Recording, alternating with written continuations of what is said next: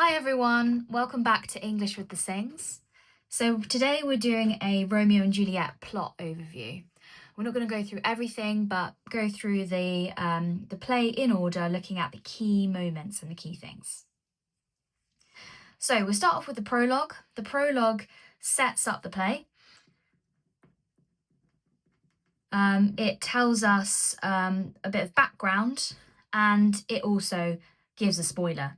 That they both die at the end. So some key quotes here would be an ancient grudge. So we know the Montagues and Capulets are at war, and also we learn about the star-crossed lovers, that they take their life, and star-crossed means going against the fate. So then we get to Act 1. So Act 1 opens with the fight scene between the Montagues and the Capulets. In this scene, we also see Romeo in love.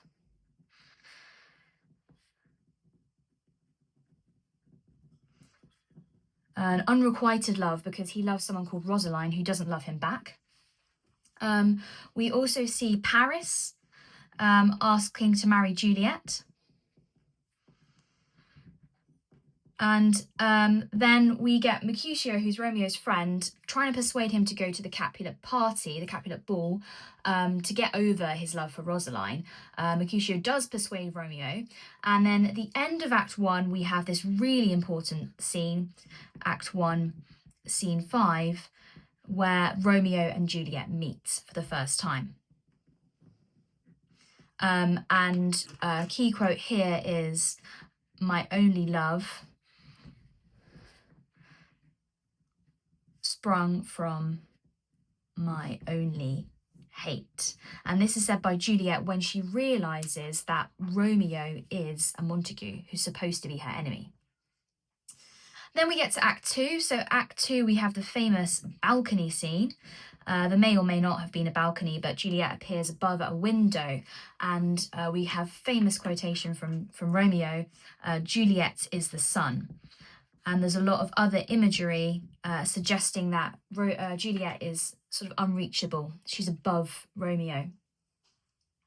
Romeo seeks the help of the friar, who acts as a sort of father figure to Romeo, and Juliet seeks her nurse as a messenger, and then she eventually gives the news that Romeo will marry her at Friar Laurence's cell, so they meet there.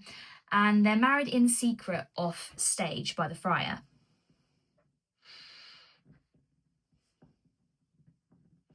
And the friar famously says here, "These violent delights have violent ends."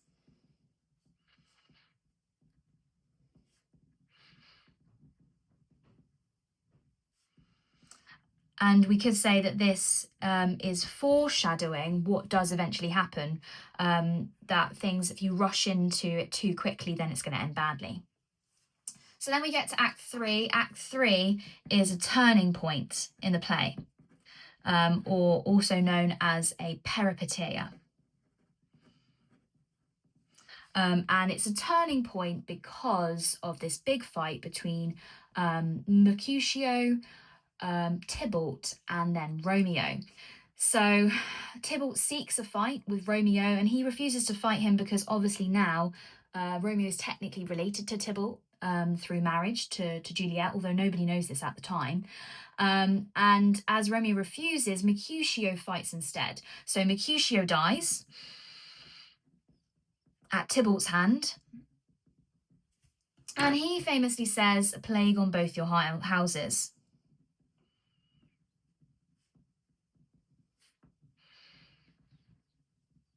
He's cursing the Montagues and the Capulets for, him getting caught in the crossfire between them. And then Romeo avenges his death and kills Tybalt, and as a punishment, he is banished.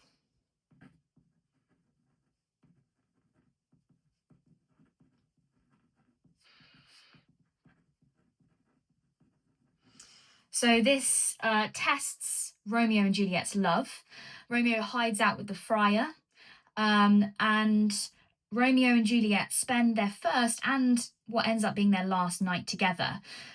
Meanwhile, Capulet insists that Juliet marry Paris. When she refuses, he becomes very aggressive, and he basically says that she should die or be thrown out, be homeless, if she refuses to marry him.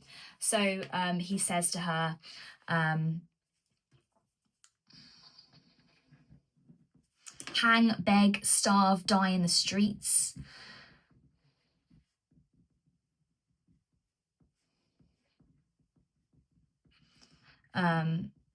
Which is shocking even at the time. Although, of course, as the patriarchal head of the household, Capulet would have had the power to decide who Juliet marries. So Juliet then turns from the nurse, who seems to be on their side, and we get to the end of Act 3, now into Act 4, when Juliet's pretty desperate. So she goes to seek help from the friar.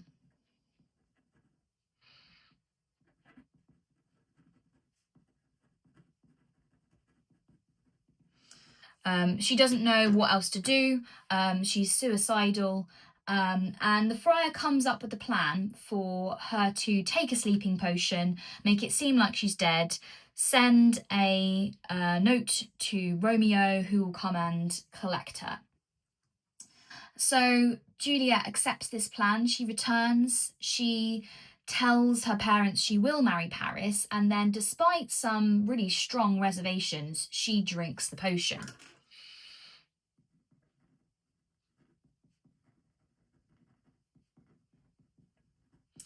And then at the end of Act 4, the nurse and then the family find Juliet dead. And we see a complete contrast from the end of Act 3, when Capulet's incredibly angry with Juliet. And now we see him in mourning. Death or dead is used 20 times in this scene at the end of Act 4. And all of the celebrations that had been intended for the wedding become now for the funeral. So Juliet is laid in the Capulet tomb. Capulet, he says, death lies upon her like an untimely frost. So she's died too young.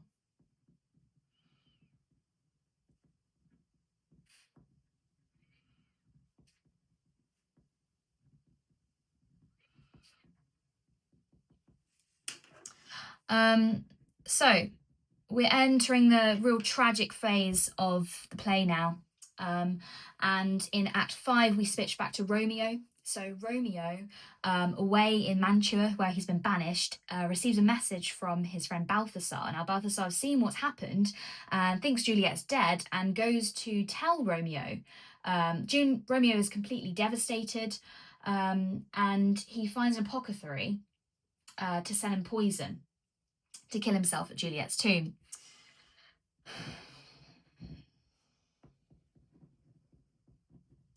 He says, "I defy you, stars," another reference to fate, which links back to the prologue, star-crossed lovers. It seems that their fate has been written for them. So Romeo buys the poison, and he heads towards Juliet's tomb. We then find out why the friar's message hasn't reached Romeo. An outbreak of the plague meant they were quarantined, just like during COVID. And Mercutio's words sort of come back to us here, plague on both your houses. Well, actually a plague did intervene in the tragic ending. So the friar, once he's found this out, he also rushes to the tomb, but he doesn't really get there in time. Romeo reaches the tomb, the Capulet monument, and we kind of this escalating action where he kills Paris, who gets in the way. He drinks the poison. Juliet wakes up, which is incredibly ironic because obviously she wasn't dead after all. But by that point, Romeo is dead. She stabs herself, oh happy dagger. And everyone else arrives on the scene.